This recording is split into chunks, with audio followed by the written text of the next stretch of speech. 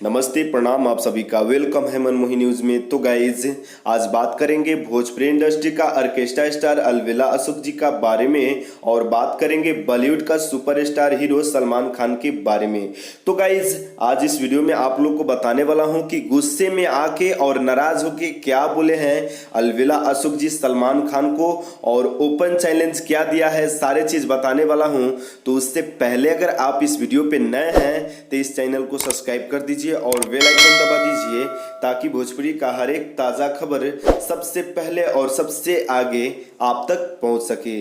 तो गाइज अभी तक इस न्यूज़ को लाइक नहीं किए हैं तो लाइक कर दीजिए और कमेंट कर दीजिए।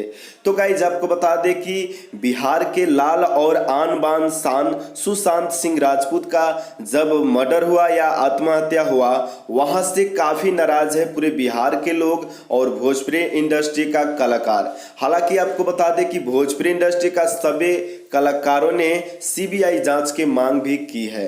उसी तरह आपको बता दें कि अलविदा अशोक जी भी काफी गुस्से में आके सलमान खान को ओपन चैलेंज दिया है।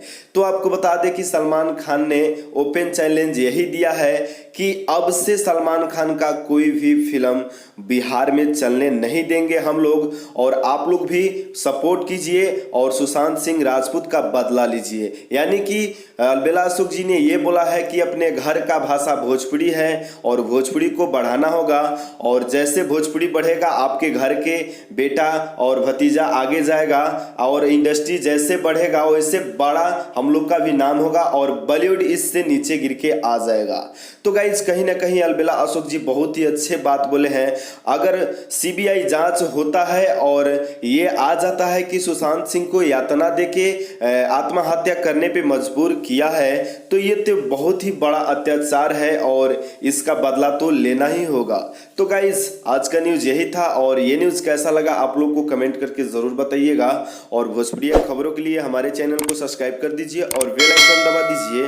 और अगर आप अलविदा अशोक जी का फैन है तो इस न्यूज़ को लाइक कर दीजिए और ज़्यादा से ज़्यादा शेयर कर दीजिए। और मिलते हैं दूसरे न्यूज़ में। बाय बाय, नमस्ते, प्रणाम।